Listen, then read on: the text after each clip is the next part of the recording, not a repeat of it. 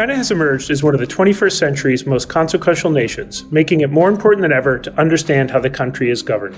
Welcome to Pekingology, the podcast that unpacks China's evolving political system. I'm Jude Blanchette, the Freeman Chair in China Studies at Csis, and this week I'm joined by Lynette H, Professor of Political Science at the University of Toronto. Today we'll be discussing her new book, Outsourcing Repression, Everyday State Power in Contemporary China.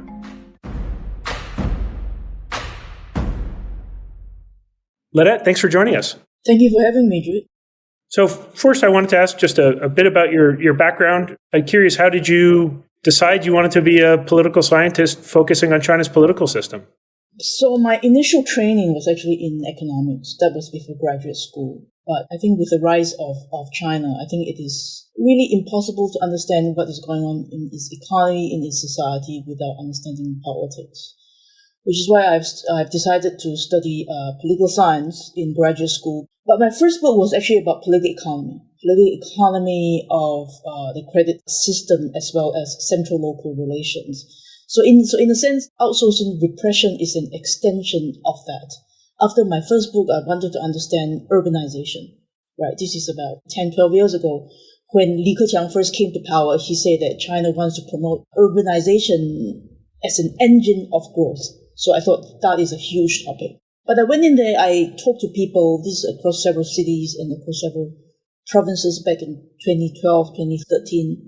What I heard was that people kept on telling me about being intimidated by gangsters, by thugs.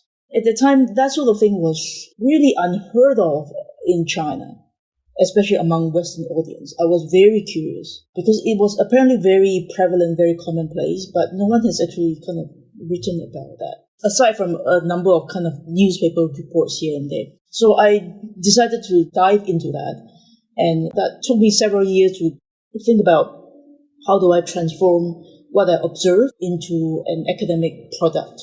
Great. Before we start, or I guess diving right into the book, maybe more accurate, I wonder if you could just tell us a bit about how you did the research for this book. I know you did pretty extensive field work. Could you just tell us a bit about what was the time period of that field work and how did you go about conducting that sort of on-the-ground research? So I was very conscious of, China is a very huge place. And I have that sort of appreciation for the diversity in China, also in my first book, which I did studies on, based on. I went to, I think, 5 different provinces. But this book was even more extensive because I wanted to cover states' use of violent as well as non-violent strategies over time and across space. So I started off with Hefei in the middle of China, and then I went to Western China, spent quite a bit of time in Chengdu and its outskirts. I think I went to Chengdu about 4 times over the course of 10 years. And then gradually moved to central China and then coastal cities. Spent time in Shanghai, Guangzhou, Tianjin, Beijing, as well as Zhengzhou. So covered about, I think, 8 cities in total over the course of 9 years. Just a follow-up question to that is, as I was just reading the book and reading the section where you describe the field work, and just hearing you now, I guess a 2-part question is, could you write this book again now? In other words, could you go to China and conduct similar field work? And as a follow-up, if the answer is no, or the answer is it would be much more constrained, how is the field of political scientists focusing on China, how is it adapting to the new restrictions and political realities? Yeah, so, I see myself as very lucky in the sense that I caught the last train. And even in the last 20 to 30% of my field research was at the time where I think field research was extremely challenging from 2016 onwards. So I did work in 2016 in Shanghai and Guangzhou. It's very challenging. People on the ground were very wary and I could hardly get any officials to speak to me. Usually people that I could rely on to have their doors open, speaking quite frankly, they were not willing to speak at all. So I see myself as kind of lucky in a sense. I think it would be very challenging to do this sort of ethnographic research, on the ground research in China for the foreseeable future. that was my primary means of methodology, but I also have other sort of secondary data as well as content analysis of government documents. But my primary methodology was ethnographic research, and I think the field is really changing. It has to change. It has to adapt. So people are looking at increasingly at open source data being made available by the Chinese government, available in the society. But we have to wonder, if it's from the government, why is the government making certain data available? Because it is not making everything available. So it wants you to see certain things, right? And in my case, I did make use of government-made available data, so I did the content analysis and text analysis of government policy documents with respect to how urbanization should be conducted. So this is instruction given by central and provincial governments to local officials on the ground as to how they should really conduct urbanization. So that articulates kind of government intent of how urbanization should be conducted, what sort of strategies that they should use. And there's a bias towards nonviolent strategies. But then I could contrast that with what I actually see on the output side, right? So I could contrast input, which is intention, with output. But if we are not able to see output side, we cannot go to the ground and see what is really happening. You can only, analyze things from the intention, which doesn't equal output. But I think as long as we are wary of what our constraints are, that is fine. But I think, researchers need to understand what we see may not be exactly what is happening on the ground. One of the core concepts, or maybe the core concept in the book, is just talking about this everyday state power or everyday repression. And I wondered if you could explain what these concepts are and why they're critical for understanding how the Communist Party governs on a day-to-day basis. Sure. So in outsourcing repression, I used urbanization really as a window of observation to understand how the Chinese Communist Party, the party state, represses society. When I say repress, most of that is not violent, coercive type of repression. It's so low level, low scale that it could be seen as generally a sort of governance model. So, party state goes in there and wants to implement a lot of policies, right? It penetrates society through non-state actors that are trusted by society. And with that, they are able to gain compliance to a huge range of policies. So despite being an authoritarian state, policy compliance are very high in China. We can see that from the first 2.5 years of zero COVID, for instance. Policy compliance is very high. The party states generally enjoy very high legitimacy, particularly among the central government. And I would argue that is because on the ground, it is able to implement policy, so the interaction, the interface between state and society is actually societal members being mobilized by the state to do the state bidding. So from the society, when they receive the state, they do not come across people wearing uniform or the state as some abstract entities that is very remote. On an everyday basis, the implementation of policies is actually done by non-state actors, people they live with in the neighborhood for decades. They call aunties and uncles. There's a huge amount of social trust. With that, a lot of social capital. So there's a lot of buy-in to the policies. And if you refuse to buy in, the consequences are actually not the sort of punishment that we think about in an authoritarian state. The consequences are social pressure, being deemed a social outcast. If you don't want to do that, you are seen as someone who doesn't blend into our community. And the sort of cost in the Chinese society, which one sees is of utmost importance, is actually tremendous, which is why I think compliance is very high. People receive coercion and repression. They don't even see that as repression because the policies is being implemented on the ground by non-state actors. They see it as a part of society, community work that I need to say yes to. We may not know the answer to this, Lynette, but if you do, are there other political regimes or systems which have a similar way of enforcing through, as you said, this sort of social suasion or pressure Or is China unique in how it leverages and mobilizes sort of non-state actors, the IEs and uncles of the world? You may not know, but I was just curious, how unique is this system? That's a great question. I'm actually doing another project after outsourcing repression, comparing different communist states. This is like former Soviet Union, Germany, and, a stark contrast. So China is a country since Mao's time that mobilizes society, what I would call outsourcing repression. It outsources repression to the society, part of the society, to mobilize the general masses in the pursuit for state objectives. On the other extreme is a country like former Soviet Union under Stalin that spent a lot of resources, built a very strong secret police force, and then used the secret police force to inflict violence on the society. So it's a very institutional approach.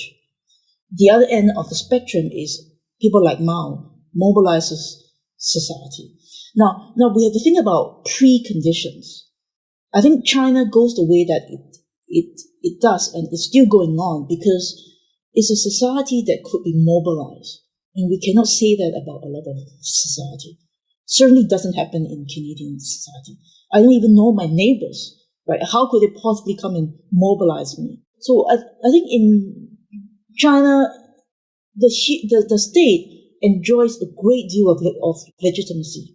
And there's a lot of social capital on the ground that, in the 60s, Mao mobilized the Red Guards really to conduct repression on the society and eventually to get back at Liu Shaoqi. Right? So it's a boomerang way of getting rid of your elite opponents. And in the 60s, China was one that has gone through centuries of very repressive rule under imperial dynasties and, years of foreign humiliation. So when Mao said that, it is right to rebel, those young people in high school and universities took that very seriously because they felt, tremendously empowered to do so. And in today's China, those aunties and uncles, communism still have an influence over them. So when the state says, go out and mobilize people, they feel that they are actually empowered. They feel that they are contributing to the community. They are entrusted with this important task of persuading the community to meet the state's objective, be it urbanization, be it zero COVID. That's like 70% of the time. On certain conditions, especially in urbanization where there's a lot of material stakes involved, the state do give them carrots, right? In my book, in chapter 6, I talk about early birds bonuses. They bring these aunties and uncles in, these brokers in the society, and give them early birds bonuses, so they agree to sign the papers and vacate their properties, to give up their properties. And then once they are on the state side, they could then go out, be mobilized to persuade the recalcitrant households. And every recalcitrant households that they persuade to sign papers, they also get positive reward out of it.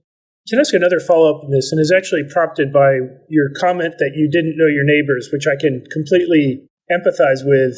But part of that, I wonder, is about, and I mean this literally, the sort of architecture that shapes social interactions. This may be a stupid question, but it strikes me that the social element of this sort of everyday repression works best when there are tight social communities, like you would see in a hutong, where you have people, in a very Jane Jacobs sort of way, people out in the streets. They mill out on the streets on hot nights. When I was living in Shanghai, you'd see people, sleeping out on lawn chairs.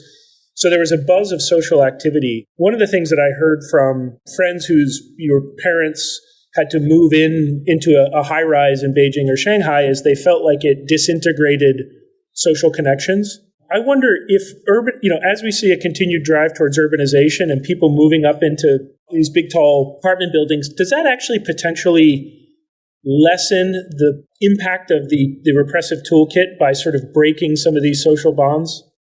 Yeah, no, that's a great question. So the sort of communities that I described in my book, in Shanghai, they would call low, it's an older form of communities where people were allocated housing maybe 50, 60 years ago. And sometimes, it date back even longer. So they have been neighbors for decades. But you could see, communities that have undergone relocation, that have undergone chai-tian, something must have happened to the social fabric. Because, people are asked to vacate their properties and then move to other parts of the cities. And you used to live with these people, household A, B, and C, and then you were forced to move into even higher rise buildings, and neighbors don't become neighbors anymore. So it definitely does something to the social fabric of the society. And so as China urbanizes over time, as people get shuffled and then into different districts and so on, it will be more and more difficult, I think, to exercise social capital to conduct the same sort of repression. So the other form of outsourcing repression that I describe in my book, so far we have talked about the non-violent strategies, and the other sort of violent strategies is to go out there and just hire people who are available in the market. Be it, thugs and gangsters, anyone who's unemployed, willing to do a dirty job, a quick and dirty job for the government and get paid, on an everyday basis for 100 yuan or 150 yuan a day. That is the other arm to outsourcing repression.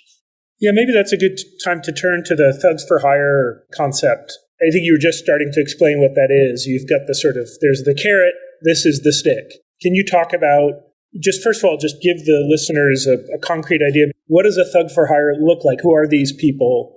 And then how does the state mobilize them or instrumentalize them to enforce desired, policies or actions? So, in a theoretical sense, state repression, especially violent repression and coercion, usually invite resistance and backlash. They may work in intimidating people, in coercing people into compliance. But once violence is involved, people will want to fight back if they could. And violence is used, it may actually implicate people who order the violence. So violent repression usually comes at a huge cost to the state, which is why it is used very, very sparingly. So the extreme example would be Tiananmen. Right? The state only used it when it really had to. But I think there's a way to get around the constraint of using violent repression, which is the concept behind thugs for hire, which is, you could use violent repression, but very low-grade repression. But instead of state doing it itself, you outsource to people who has got nothing to do with the state. Who has got nothing to do with the state, doesn't wear government uniform, not identified with the state. And you get those people to use low-grade violence and to exercise repression 2 a.m. in the morning, in the middle of the night, when they are generally away from the public's gaze. That is when this sort of covert violent outsourced strategies is most effective. And most of the cases that I describe and phenomenon that I have observed of outsourcing violent repression is successful because it's under the conditions of, people that have got nothing to do with the state. They use very low-grade violence that doesn't cause any death or huge casualties, so that it wouldn't come back and implicate people who ordered the violence. Now, in cases where these conditions are not met, it has actually, some local officials have been held accountable. They have been removed from office because, death have been caused by excessive violence. I wonder if you could give us, you just gave us near the end there an example of what happens when this can go wrong. I wonder if there are any sort of specific examples in the book of what this either, thugs for hire, either the carrots or the stick.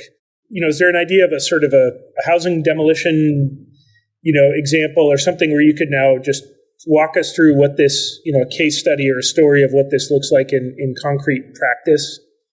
Sure. So one of the cases that I talked about was in Shanghai. So this is in the former French concession area, one of the most expensive real estate in the world. So I stumbled upon it, I think, in 2016 or 17. I was in Shanghai for a conference. I walk around this area and I see this huge plot of vacant land. So I tried to understand, and some journalists have written about the case before. So I went to talk to a couple of people, including people who have lived in that property before. So this is about the case. The violent coercion took place about 15 years ago. Real estate, companies together with local governments wanted to take this piece of land to develop. So they set the houses on fire. This is 2 a.m. in the morning. But an elderly couple ended up being killed.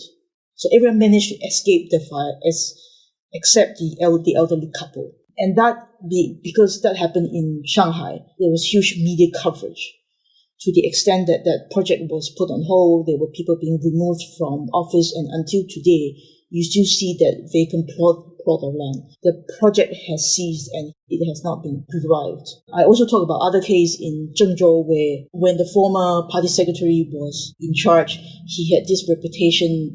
Some people call him Yizime. When he points his finger on a village at the map, the village would disappear overnight. Because under his governorship, he demolished a lot of villages. And Zhengzhou went through tremendous urbanization just within a couple of years. But with that speed of urbanization and demolition, you can imagine the amount of violence being used. So a couple of years later, he was eventually removed from office, charged with corruption. And we know that corruption charge is often a cover for a lot of things that officials are responsible for.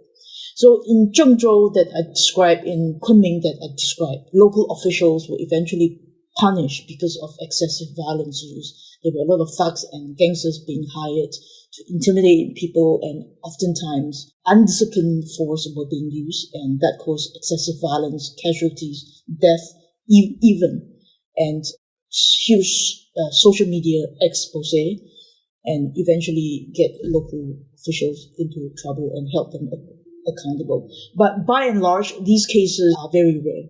By and large, I think they are hugely successful. I wanted to ask about this model that you have constructed around outsourced repression, the various sort of types of actors. And I wonder if I can ask about really the most significant stress test of the regime recently, which is the enforcement at great cost of the zero COVID policy framework. So I guess a two-part question. One is, given that you were working on this and finishing up the book and published the book during COVID zero, what about the initial successful enforcement phase? What about that did you find notable or interesting? Did it support the thesis of the book? Did you see this various types of tools used? And then my second will be, but we'll get to that in a minute, what did you make of the end of zero COVID?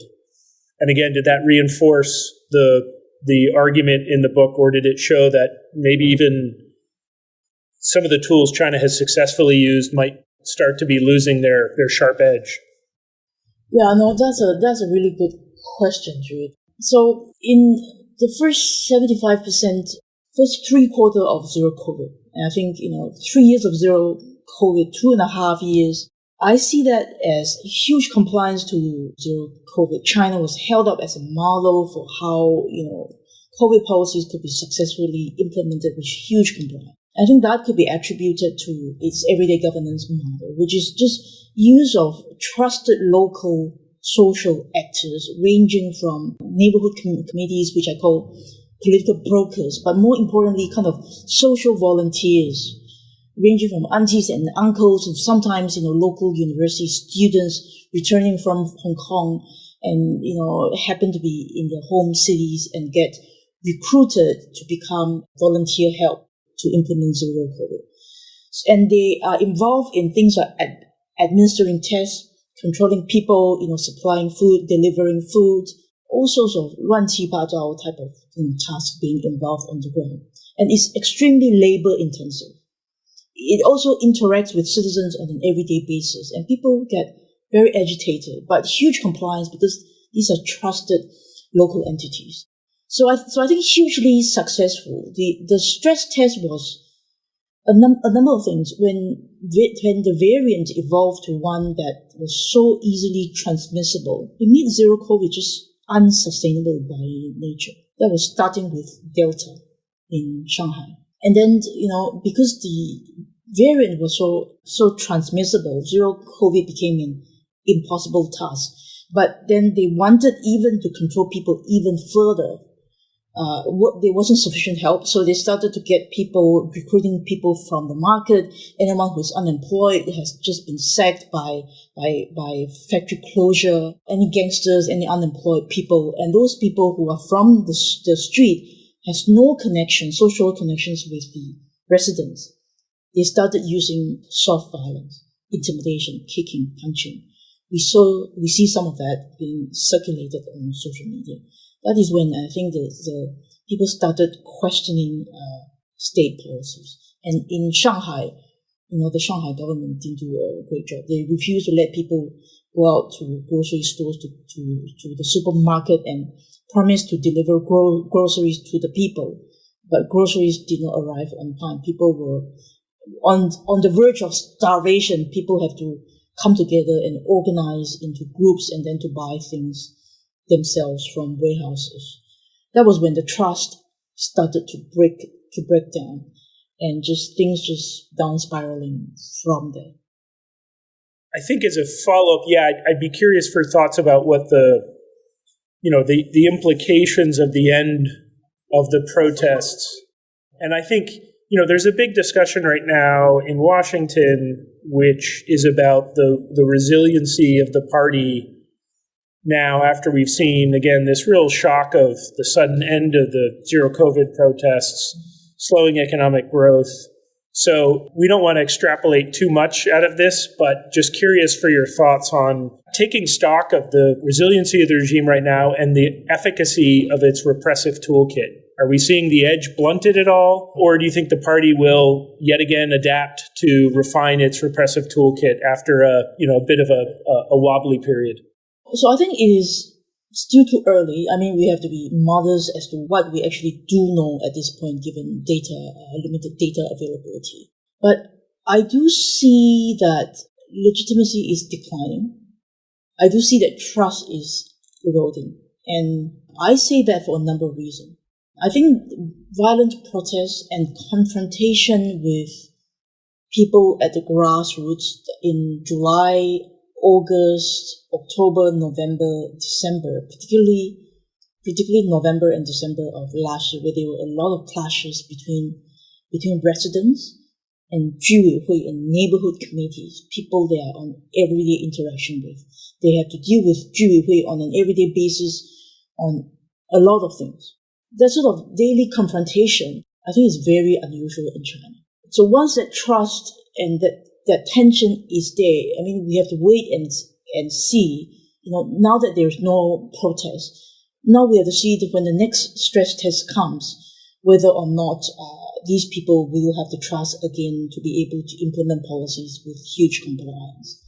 But generally, I think post-COVID, Chinese citizens of the party state, I think, of trust is eroding. And I think there are kind of three sets of evidence.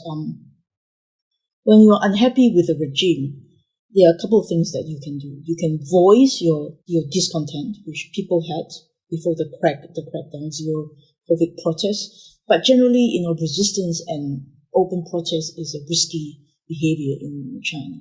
So you have voice, you have exit. A lot of people are leaving China. And I think in 2022 alone, some estimates come up with, 110,000 wealthy individuals have left China. Most of them have destined, are going or departing for Singapore, a society that they are somehow familiar with because of similar political culture, right? So exit voice, and some of them are immigrating to Toronto, to Washington, D.C., to New York City, and sending their kids abroad and slowly moving their assets abroad. So exit voice, if you cannot exit, if you have no means to voice and protest and to move abroad because of one reason or another, you quietly quit. And I think we see this emerging social discourse of 躺平, quiet quitting. It's a sign of people, they quietly quit because they do not see tomorrow has a better future than today. So why work so hard when you don't see a brighter future? And I think this is new in China. Post 1979, things have gone better considerably. Every year has gone better. Okay, there's economic crisis, there's recession, but the pie is still growing. So people still feel better. But now that the pie is not growing, is growing at 2.5%, 3%, immense pressure. And when we have redistribution, becomes, increasingly difficult. I think that sort of quiet quitting, it's just as powerful sign of resistance to the trust and to the legitimacy of the party state. People cannot go out to protest, but they would quietly quit. And what does it mean for the future of China and the future of the CCP? Partly because I've got a rapidly deteriorating toddler to my right here, and also I think that was just a really interesting point to end the discussion, or actually more to indicate to listeners that the best place to hear more of this is by picking up a copy of Lynette's book, which is really rich, and especially, we didn't discuss it, but so much of the book is actually just drawing on the field work. And so there's lots of really interesting and important sort of granular detail of what this looks like, in addition to a rich theoretical model. And I will say Lynette has been writing a lot in forums like foreign affairs, foreign policy, especially since the protest movement, the A4 protests and the end of zero COVID emerged. So really bringing to bear this model on how we think about the resiliency and effectiveness of China's repressive toolkit. So we would also recommend that listeners just check out Lynette's writings in the public sphere. And I see as well that behind Lynette, it is snowing for you and it is snowing for us in Maryland, which is good because we've had an unseasonably warm winter, which as a native Vermonter, I find it offensive that you can go a whole winter without snow. So glad to see where you have to come to Toronto. We have gotten a lot of snow as well. So again, the book is Outsourcing Repression, Everyday State Power in Contemporary China, published by Oxford University Press. Highly recommended. And Lynette, I want to thank you for your time and your insights. Thank you so much.